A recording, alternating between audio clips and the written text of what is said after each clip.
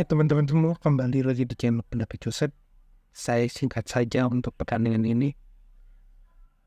Review pertandingan Genoa lawan Roma dimainkan di kandang Genoa. Kalau dibilang apa yang pembelajaran paling penting di pertandingan ini, baik di babak pertama, babak kedua, Roma tidak bermain cantik, tidak bermain lebih bagus dari pertandingan sebelumnya. Setelah konflik Zelensky terhadap dengan AS Roma,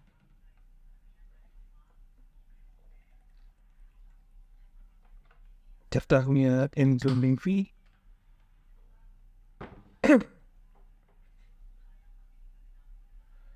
praktis Roma harus menjalani ugly win.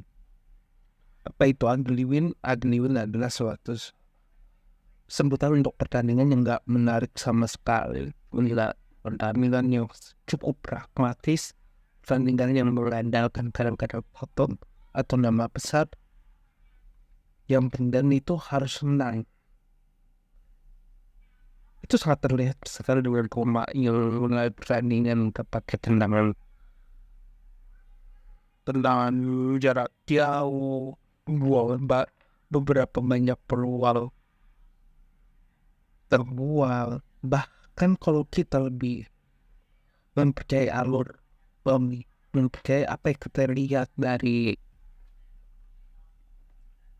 pertandingan itu, baik itu habis itu kita melihat data, yang jelas adalah beberapa pertandingan, beberapa pemain Roma lebih sering melepaskan tendangan yang melebar hingga kalau kita lihat dari alur permainan, Roma sangat mengandalkan serangan balik dan serangan yang cukup pragmatis mengandalkan Dybala, El Shaarawy yang menggantikan Zelensky, terus El Smarker menggantikan Zelensky, si El Shaarawy menggantikan Sule. Permainan seperti itu, dimana lebih kalau kita lebih lihat Dybala juga menggantikan Pellegrini, semuanya dibuat untuk bagaimana Artem Dovin dapat mendapatkan banyak peluang. Perlahan tapi pasti, seperti fitrahnya, AS Roma memulai pancen di menit 30 hingga 7 menit kemudian di menit 37 peluang makin banyak. Dovin mendapatkan peluang di menit 42 setelah fragmen cukup panjang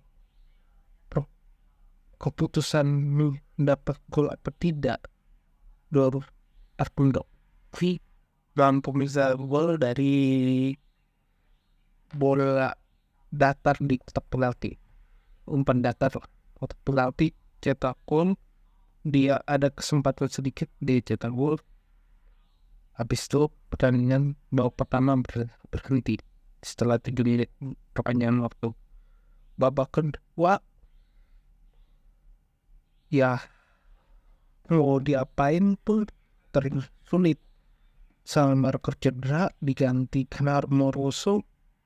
Habis itu pertandingan cukup pragmatis. Menit Jonah Randivi, Pinonolti,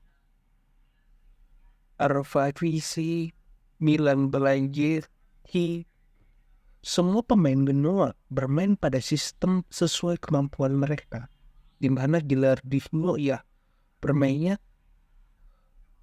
main dengan kemampuan bola seluruh kalian. Di pertandingan pertama sudah bagus, mereka mampu menekan Roma, dan Roma bermain cukup pragmatis. Itu menyebabkan bola Genoa lebih enak ditonton, peredaran bolanya lebih banyak, lebih variatif hingga praktis di selama babak kedua. Genoa lebih enak ditonton, lebih banyak serangan hingga di akhir babak pertama, di akhir babak kedua. Di injury time dia mampu mencetak gol penyeimbang. Mau disalahkan Pellegrini sekalipun, ataupun Rodov atau siapapun, Roma tidak benar-benar mencoba, tidak cukup benar-benar gigi, tidak cukup memberikan emosinya terhadap gaya permainan lawan. Alih-alih dia mencoba menggeram dan berusaha menekan pergerakan lawan, Roma maupun pemain Roma tidak benar-benar melakukannya, hingga pemain Genoa selalu berproses sepanjang babak kedua hingga gol ini penyeimbang itu datang. PR besarnya selain di De Rossi adalah di manajemen, di pemain. Saran saya sih, lepaskan pembekuan, ajak Zielinski ngomong, atau ajak Hadimir ngomong, kalau perlu gantilah, minta Zielinski ganti dengan Totti, atau biarkan minta Totti menjadi Zielinski. Yang penting masalah yang akan didapatkan Roma saat media luar membandingkan Zielinski dengan pertandingan kemarin, hari ini selesai dulu, karena statement negatif seri ini pasti akan dicari-cari oleh media luar buat mengkritik media Italia dan Roma sendiri. Saya yakin 100%. Kedua adalah Roma harus melakukan velosif ataupun pendadaran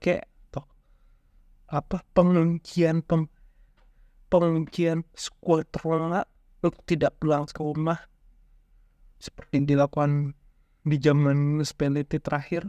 Yang penting skuadnya dikunci, nggak boleh pulang seminggu 2 minggu terakhir, fokus latihan, fokus dalam pertandingan, ya supaya pemainnya bagus dulu, bagusnya dari segi ugly win ataupun dari segi permainnya. Karena Roma tidak benar-benar mencoba ngeyel-ngeyelan untuk ugly win yang menyebabkan Genoa bisa berkembang. Sekian dari saya, kurang lebih mohon maaf. Jika suka silakan like video ini, subscribe pendapat Joseph. Jika ada kritik saran terus di komentar. Jika ada keinginan berinvestasi, silakan klik link Saweria di deskripsi. Akhir kata, terima kasih.